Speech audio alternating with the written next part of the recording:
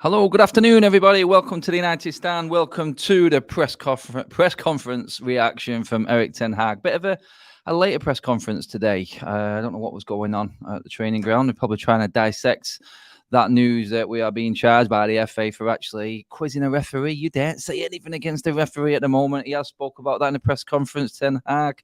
We will talk about that, bring that up. There's a lot more to go off from the press conference, from the first part of it, before the embargoed version, which drops out tomorrow at 10:30. So we'll see what else was said then. But it was plenty to dig our teeth into and dissect from what Ten Hag was saying in the press conference today. I think we all wanted to see exactly what's happened after the aftermath of Newcastle and the disappointment from that. But yeah, plenty going on. Conte's been talking as well. We'll get into what he said as well, actually, because it's quite relevant to the game and how both managers have been speaking about each other. But yeah, hello to everyone in the comment section. Get your comments in on all the topics. Everything that I'm quoting, obviously, is already out on United Stand Twitter feed. If you want some more in-depth analysis on the comments that have come from the presser, have a look over there.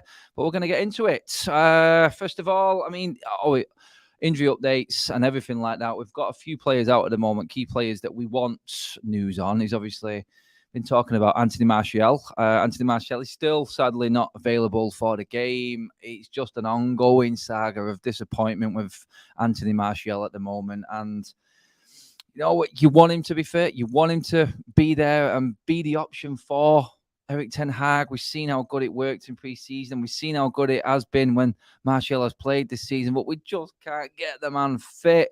And you know what? I've got to say this, in terms of Ten Hag, he looks like a manager that's not like Ole Gunnar Solskjaer. I think, do you know what? If we can all dissect what happened against Newcastle, but the way Ten Hag is with this team and how he works it, I think he's more impressive. I'm happy with what he's doing because if, say, for instance, Ole Gunnar Solskjaer was in charge for that game against Newcastle, I think we'd see an unfit Marcus Rashford playing on the wing. I think we'd see Eriksen, who's not too well, playing in midfield instead of Fred. I think Solskjaer, and we've seen plenty of interviews now with players that are talking, especially Martial. It's Rashford. We've seen McTominay do it as well, playing injured. That's not going to happen with Ten Hag, and he's not going to rush Martial back. If Martial is going to come back, then it has to be fully fit, and that's what's important. And he keeps mentioning that, and that obviously was the first question from the press conference today from the journalist. That was, have we got anyone fit? Is anyone coming back? He touched on the likes of Donny van der Beek and Harry Maguire, both back in training now. So possibilities for the last few games before the World Cup, maybe, if we need them, because let's be honest, both of them players are down the pecking order in their respective positions right now. So they may be fit, they may be raring to go, but still, you've got to impress and you've got to do more for Eric Ten Hag to get into the team. And importantly, you've got to do more when you are actually on the pitch. He's touched on that as well, because another question that was asked was the reaction to Cristiano Ronaldo being substituted off. Obviously, Ronaldo is never happy. If he doesn't score, he's not happy. It seems Ronaldo, if he doesn't win, he's definitely not happy. We've seen it all through last season. We know what Ronaldo's about. We know how he reacts to things. He's not a happy man if he gets subbed off. He's one of the best players in the world. He's just held up a plaque saying congratulations on scoring 700 goals. Sir Alex Ferguson there, the world press, everyone's there to see him pick up this reward reward for helping United. Yeah, that's pretty much what it is. No, it's an award for Cristiano Ronaldo. God, I can't believe I said that, but yeah, that's what it fits so well, doesn't it, as well? But Cristiano Ronaldo, obviously, he's thinking, look, I can show my stuff here today. This is the game that I came back on the scene at Manchester United last season. I tore it up, 2 goals. I want to show everyone what I'm made of again. And he gets subbed off for underperforming. He's not a happy man. Ten Hag has gone into it. He basically said, it doesn't matter who the player is. Doesn't matter how many goals he's scored. Doesn't matter what he is in terms of what he means to this football club. He has to do more. Show me more that you're going to be the man that's going to score that goal. And Ten Hag was alluding to the fact that Ronaldo really didn't look like he was going to score a goal at weekend. It didn't look like he was going to be the man to say. And we all can, in hindsight, say, look, what if Ronaldo was on in place of Rashford with that header in the box?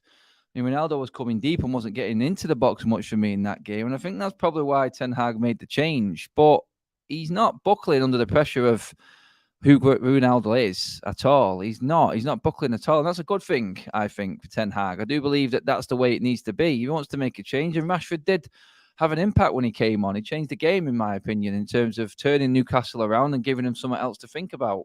Obviously, we can criticise that 50p head at the end, but that's just what happens. That's it. It's what it is. And things happen with strikers like that. Unfortunately for Marcus Rashford, it is what it is, and he's done it a few times now, and disappointing. He has, like I said, he's in that sort of, he's in the fans' sort of minds of thinking he's not good enough to be a number 9. I've said it myself. I don't think he is, and yeah, I probably would have preferred Ronaldo to have been on the pitch. But what if that move that Ronaldo did when he went past Pope and laid it to Fred would have gone in? We'd all been saying what a brilliant substitution that was from Ten Hag. So for me, it was the right change. Thought Ronaldo wasn't doing much. I would have understood if he'd have brought Rashford on for Sancho as well. So these players have to do more. And that's what Ten Hag's saying in that press conference there. Answering that question, he's saying, it does not matter. It's about the team. And he keeps droning on about that. The questions will keep coming from the media, but the answer is going to be exactly the same. He's not going to change. And that is what I want to see. I don't know about anyone else. I know people love Ronaldo, but if he's not playing well, he's like any other player on the pitch. He's just another cog. And if it's not working, he comes off. Simple as that. Super chat in from Nate. Hashtag Ten Hag out. Harsh name. Very harsh name on YouTube, that, mate. He said, I have a good squad. Accountability is needed. Well, he used his squad weekend, and it still didn't work. He's giving the players that I think should be given a chance. We've all said, look, we didn't want Harry Maguire in the team. He's left Maguire out. So I'm not for, I mean, anyone who thinks Ten Hag should be out, I mean, we're going down the realms of just craziness there. I think it's way too soon to be overly criticising Ten Hag. I mean, you look at the start, he's adapted from a poor start. We were lost our first 2 games, bottom of the league. We lost our first game in the Europa League. We're now 3 points off top 4 in 5th place with a game in hand on 3 teams above us and pretty much qualified for the Europa League after that. I think he's done all right, to be fair. I think he has done all right. And the players that he's brought have actually smashed it for us. So let's ease off Ten Hag for now. My God, that's a bit harsh. It really is. But yeah, he was talking about the reaction from Ronaldo. Any player, like he said, is going to be unhappy coming off the pitch. That's what Ten Hag said. And he's dealt with it. It's no problem. We move on. Try and do it again in the next game. Impress me, and then I won't bring you off. Simple answer. That's what Ten Hag's about. Straightforward answers. We've been there at the United Stand at their press conferences. I've seen him shut journalists down with one-word answers. A constructed question, which is aimed at getting a certain answer, an answer that is going to be a lot to write about. And Ten Hag has just shut it down with a one-word answer. He is that type of character and that manager. And I love that. I think that's brilliant. I think that's the way it needs to be. And sometimes the straightforward answer, rather than going around the houses, is exactly what's needed. Moving on to everything else, obviously, the question about the news that came out today regarding the FA charge. Oh, my God, this riled me. I've just been doing a topic video and I've spoken about that, so I don't want to get into too much detail of what I think about it, but Ten Hag has answered it. He said he was a little bit too far away to say exactly what was going on the pitch, but you can clearly see it on video in Ten Hag's words that Sharp passed the ball back to Pope. There was contact. It looked like a deliberate pass after the referee had given permission for the game to carry on. So why would Ronaldo not do what he's done? He took advantage of a situation, a mistake maybe from Newcastle that they've got away with. They got away with a few in that game for me, but that one was a glaring one. And the players reacted to it. It's an emotional game. What do you expect? And the FA have just jumped straight to the defence of the referee, who have no accountability at all, it would seem, these days. And c'est la vie, the usual same old spiel from the FA. And to be fair, completely disagree with it. And there's no accountability in the referees world or the FA world. It isn't. It's the same old. This weekend was just awash with crazy VAR errors. And I just think that, do you know what? It needs to change. Maybe you have to come out and say why they've made that decision. If they don't want all this hassle and they don't want all this negativity and bad press about the decisions they're making and the VAR and how it's working, then come out and say something. You know what I mean? They're all right winking as you go off the pitch, which Pawson did to a United fan. I don't know if people have seen that on social media. They're not going to adhere yourself to anyone by doing stupid things like that. It's an arrogance within the refereeing setup at the moment in the FA, which needs to be looked into a little bit more. I don't know if that'll change when Howard Webb takes over, because that's what's happening, I think. I heard that. I was listening to that the other day. But will it change when Howard Webb takes charge of everything? I don't know. A lot of journalists have talked about Howard Webb as being a different type of character, a more approachable one. So let's see. Let's see if that changes. But yeah, Ten Hag had no problem with what his players did. Had no issue with his players. He said it was aggressive, was his words. It was aggressive in how we approached the referee. But what do you expect in that type of game when it's on a knife edge and can go either way? You expect the referee to... You do expect him to make and back up his own decision. He let the play go on. Newcastle played the ball. United went through and scored. Okay, there's nothing more to discuss. It was a goal, simple as. And the team have reacted to it. Yeah, they may have been wound up a little bit from Newcastle rolling around the floor. Some decisions not going United's way. It may have just got a little bit heated there. But an FA charge, failing to control their players. How about trying to control your job and your game, referee? And then maybe we won't have this sort of situation. That's what I will say. Daniel Kirk. Adam, I know the video didn't go up, but thanks so much for having me on me and Harris on Sunday in terms of the fan vlog. Daniel, yes, they will be going up on our socials, mate. There was a late call after the game, so I will explain that to you in a DM. But cheers for the super chat as well, Daniel. You didn't need to do that, mate. I will be back in touch with you on that. And you know what? It's just very, very busy, mate. And a lot of emotions were flying after that Newcastle game. Cheers for the super chat, mate. Stephen Nesbitt, no, we're not crying. They were just bad decisions, mate. Simple as. Facts hurt, and not many fans like them, but they're there. Everyone can see it. Everyone's talked about it. And I think everyone's agreed with it, even some of the referees and former referees. But move on from that. I want to talk about the rest of the players. He mentioned Brandon Williams, interestingly. In terms of Axel and Brandon Williams, I want to talk about the players that he's talking about coming back now, because he's also talked about not burning the players out. We have to utilize the squad. We have to make sure that none of the players are completely burnt out. And this is what I was talking about a minute ago, because it was the question that brought up in the press conference, and what he talked about in a few other games as well after the game in post-match press conferences, that, you know what, he trusts the players coming on, and that's why he would not have a problem in leaving Rashford out. He knows Rashford's limits, and he's left him out because he looked burnt out from the Omonia game. He then came on and made a difference in Newcastle, so he understands his players. One thing we've always said about Ten Hag is he wants to know everything about every single player in his squad.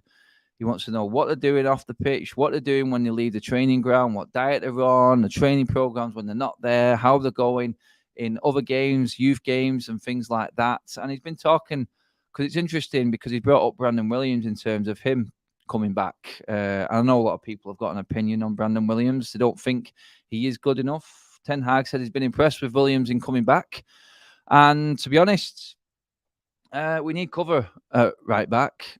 And I don't think Brandon Williams is that cover, unless he can surprise me and come back to the form when he first burst on the scene. Whether he's a Ten Hag player and can change under Ten Hag, I'm all for any player proving me wrong, like Scott McTominay did this season. But you know what? It's that attitude. Is that attitude going to change? Is he going to be able to wait his chance? And I think we're going to see a difference in a lot of players under Ten Hag. And I think it's going to be interesting if we do, like he said, because there's a lot of games coming up and he has to utilize his whole squad, like he's been saying there. And we do need to be able to rely on players to come in and cover and do a job. Now, we would have thought Fred would have at least managed to have done that. He didn't in the game, really let us down against Newcastle. And I suppose that's the ultimate fear. And it's been talked about quite a lot, because we've got squad depth, but we haven't got quality in squad depth. And that was quite clear at Newcastle at weekend. We needed that number 9. that hold-up play, someone who could actually fight with the centre-backs when they went deep, someone who could hold the ball up and bring other players into play. Fred being the furthest man forward so many times wasn't working for us. So you would say there, if you had a Martial and an Eriksen in the team at weekend, would it have been different? I do believe it would have been. But that's all hindsight. And you have to be able to rely on the rest of your squad. He's talking about Axel as well as Williams and saying Axel won't be fit this year. He's got a lot more work to do. Williams is impressing him in coming back to training. So we'll see what comes from that. Will Williams get a chance at any point? Because it does look like Wan-Bissaka is completely out of favour and there's a bigger issue there. I know he's still injured at the moment, but whether Wan-Bissaka will get his chance this season, I do not know. Because, like we said, we've got, what now? I think it's 8 more games in total before we hit the World Cup. Then pretty much a week back from the World Cup, the transfer window opens. You're looking at the likes of Axel, Wan-Bissaka, Brandon Williams, Donny van der Beek. These 4 players are all looking to get back into the team. Donny van der Beek is back in training as well now alongside Harry Maguire. We'll touch on that in a minute. But it's interesting. It's interesting because you look at it and you go, when they do come back, when players are going to be completely burnt out, possibly from the World Cup, and we're back on Boxing Day against Nottingham Forest, it's like you'd expect the squad to be utilised. You really would. And I think this is where Ten Hag's alluding to. Later down the line this season, we're going to need a lot more players because we are going to have played so many games. And obviously the top end of the Premier League, you'd expect most of them squads to have gone out to the World Cup as well. A quick turnaround World Cup. It's going to be zapping on the players. And it's going to be interesting who we see come back and kickstart after the World Cup, because I think this is where you could see a lot of ground gains. You could see mistakes and you could see some underperforming teams. But Brandon Williams, Donny van der Beek, they'll have a decision to make, because it will be now or never for them, because I think they will either decide in themselves if they can actually get back into this Manchester United team, or it's loan out or transfer requests. That's where them players are at. All of them, Axel, Brandon Williams, Donny van der Beek, I would say they're on the edge of thinking and listening to Ten Hag, see if they can get any chance in the back end of this season, especially after the World Cup, test the water. And they've got a month to decide then when the window opens, because I can see them all going as well on loan or even being sold. Daniel Kirk, cheers for the super again. Newcastle played the ball simple as that. Yep, they did. Totally agree, mate. It should have been a goal. Everyone's seen it. There should have been 3 penalties in the game, in my opinion. 1 for Newcastle, 2 for United. United had a goal. Should have been a 3-1 game, shouldn't it? Simple as. Nice and easy. Looking a lot more pretty. We are looking pretty at the moment. We're not too bad. He talked about Scott McTominay being back as a big boost. I think that was pretty much off the back of the Newcastle game, because we had 0 options. I think he's talking about the likes of McTominay and Maguire, first team players he knows in his eyes he can probably trust, because he didn't use much of his bench at weekend. And to be fair, that was up for a lot of criticism outside the ground. A lot of people were saying, why does he not trust his bench? Why are we not seeing Garnacho come onto the pitch? Why are we not seeing Iqbal instead of Fred? At least give him a chance. Could he have done any worse? And it's interesting he brings up Scott McTominay, because Scott McTominay is a player we know he trusts. And I think he's just happy to have a few more options on the bench.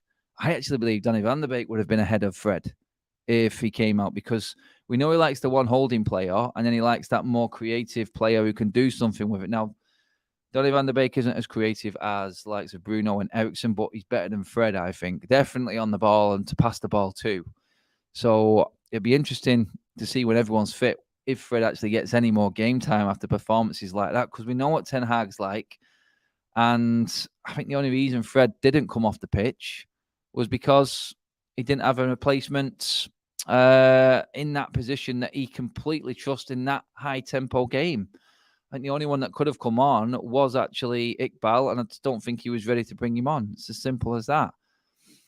Super chat from Lilo. Cheers, mate. Hello, Adam. How are you? I'm good. I'll be a lot better if we get the result against Spurs tomorrow. It's going to be a really tough game, because Obviously, the press conference today was about the Spurs game in preparation for it. I think we can pretty much pick the team from what Ten Hag has said. I'll tell you exactly how it's going to be right now. I think it will be Casemiro in midfield with Bruno and Eriksen. I do believe it'll be the normal back four. Shaw, Martinez, Varane, and Dalot. De Gea in goal. And then the front three will be Ronaldo again in the middle. I think it'll be Rashford on the left and it'll be Anthony on the right. And that's our team. From what I've read today, from what I've heard from Ten Hag, I do believe that's what it is going to be. Scott McTominay will be on the bench. I don't think he'll bring him back ahead of Casemiro. I don't think he'll play him in the position of Eriksen and Bruno either. But that is it. I mean, he said everything that I expected him to say. The only other thing he was talking about was pretty much the managers themselves. And Conte was having a discussion before Ten Hag's press conference. And it was interesting what Conte was saying because he was bigging up Ten Hag. And I'm not for this love affair of managers and stuff like that, patting each other on the back, hugs and everything like that. I want some nitty-gritty rivalry. That's what I want. I don't think Ten Hag's got it in his blood. I think he's got that nastiness about him. I mean, in time we'll see if that works and give him his chance and everything. But that's not me. I'm probably old school in that thinking, but I'm not keen on that. I think that Ten Hag is the right man. He was talking about Conte and how impressive he's been in terms of the amount of trophies he's won. You can see his signature in the game, and that's testament to him. The trophies he's won all over Europe, Italy, and England, the big leagues. He said, world-class manager, brilliant manager, amazing, in fact, he said. But it is a tough game, and Conte's teams are always prepared and set up well, and that's what United have to break down, definitely being the home team. In terms of Conte and what he was saying about Ten Hag, he says he's impressed with him so far.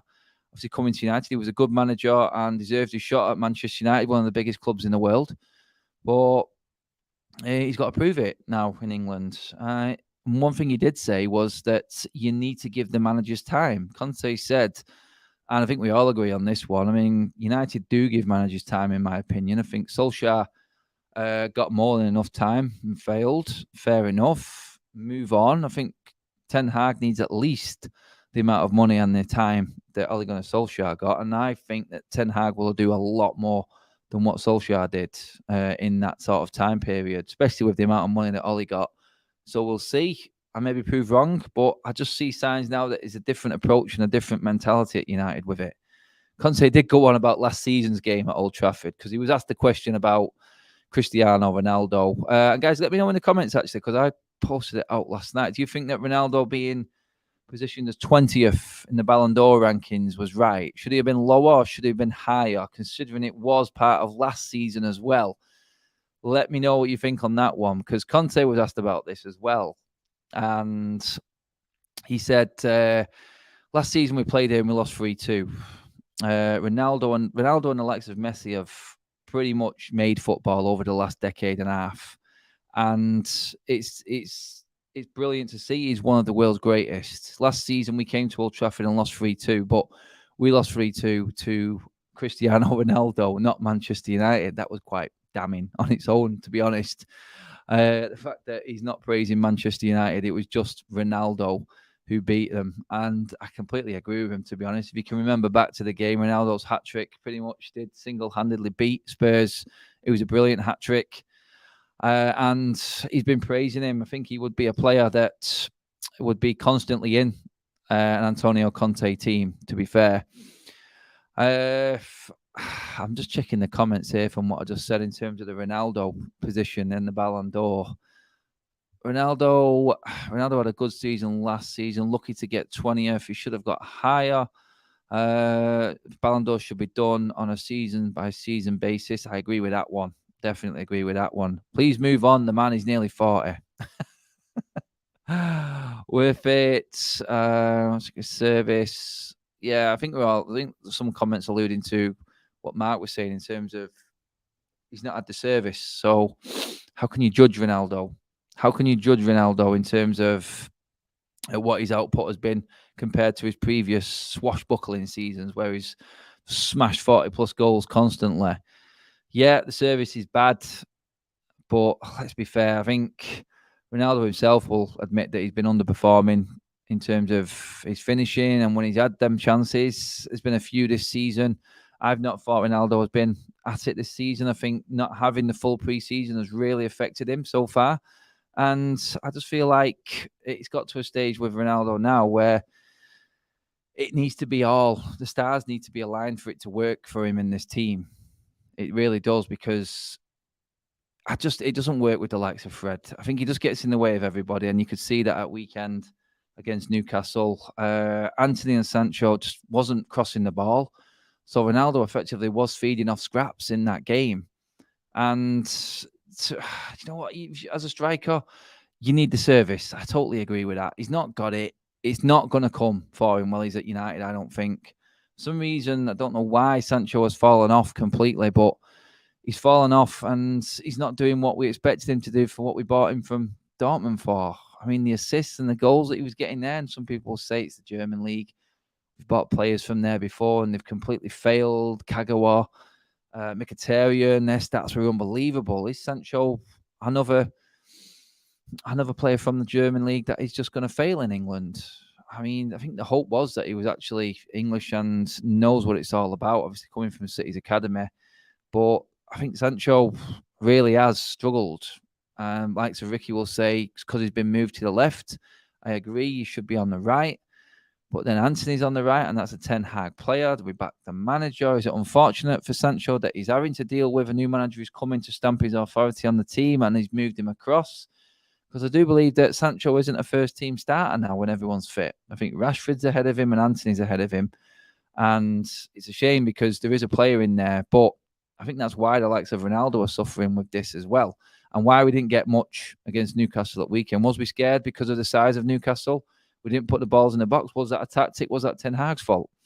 We're never going to know. But it's like people say, they're the graveyard shift for Ronaldo. It pretty much is, to be fair for him. I think everyone would love a Ronaldo, but I think everyone would love a system in place and a team around him like Real Madrid had to get the best out of him, like we had at United when he was absolutely brilliant here. He needs better players around him. We're getting there, but it's going to be too late, in my opinion, for him. I think he'll be gone in the summer, and that will be it for Ronaldo. So for me, I just feel like I think he could have been higher in that Ballon d'Or pecking order, I thought he deserved better than 20, especially after what he did with that team last season, how poor that team was. Let's not forget, he got 20 goals in our worst Premier League season ever. And to be honest, I think he deserved a lot of credit for last season. I think he does, but I think this season and what happened in the summer, I think it's turned a lot of United fans' heads because he does want to leave, and I can't blame him for that. I think I remember doing a video on here saying I don't blame Ronaldo for wanting to leave. The man's took a pay cut because everyone else in the team failed to make top four. So I'd be a bit miffed off with that. But it is with Ronaldo. And you know what? I hope he absolutely smashes it and proves me wrong. I just think that he's going to struggle with this team and the way this team is working. I don't think he fits in. I don't think he is fitting in well. I think the way that Ten Hag has got the system, it's like Ronaldo would always be second fiddle to Anthony Martial. And I think this is the problem that he has got. It's not ever going to be set up for him. And I don't think we're going to see the Ronaldo that was there under Ole and at times Ranić last season when it was a bit chaotic. It was basically get the ball to Ronaldo. Ronaldo plays every single game. Ten Hag's come in and just completely mixed it up. And as much as Ten Hag says Ronaldo is part of his plans, there's plans and then there's plans after that. And I think Ronaldo is part of that. I do believe he would be sat on the bench if Martial didn't have glass legs and was fit constantly. But that's that.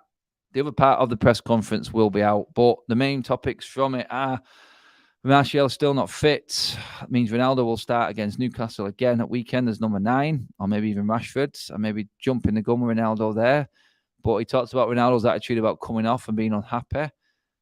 Does that mean he starts the game at weekend, so on Wednesday night, or is he going to stick to his guns about saying it doesn't matter who the player is and how they react? They have to show me more on the pitch if they want to stay on the pitch. It's as simple as that with him, and I agree with that totally. Other players deserve a chance if the one on the pitch isn't performing. And obviously Ten Hag, he's looking for a reaction. He's looking for a bounce back from Newcastle. Doesn't get tougher than a Conte Spurs team that are looking like a unit this season. They're not brilliant on the eye, but they are going to be tough to break down. And with that extra power and pace on the break that they possess in Kane, Kulusevski, if he's actually fit, Richarlison, who always has a game against us, Son. I mean, that's what Newcastle didn't have. I can see a similar game where United getting a lot of possession, but how are we going to be able to break down that three at the back? Quickly, going into my combined 11, I am going to do a little video on that later. That'll probably be on United Stand socials, but I pretty much had a defence and midfield of United and then a Tottenham three-man attack with Lloris in goal. I just feel like that's what United are missing. And I feel like that's where United need to spend the money. A proper striker. That's what United need, and that's what we were lacking. Whether Martial can be it, I don't know. Can he stay fit? But that'll be out later, so look out for that, guys, as well. That'll probably be on Twitter and TikTok on United Stand. So go and check them out on them socials later on. You'll see it. My team is actually on the United Stand Twitter feed now. So check that out. And yeah, you can have a moan about that like plenty of other people have. I've also got another video coming out tomorrow, which is very interesting. Do check that one out. That may upset a few people. And you'll know exactly why as soon as you start watching that video. So check that out. That should be out tomorrow at some point as well. So that's it, guys. That's the press conference. The embargoed version will be back out tomorrow. So we'll find out what else was said. That's out at 10:30. But what Ten Hag said, that is it, guys. Cheers for tuning in. Cheers for watching.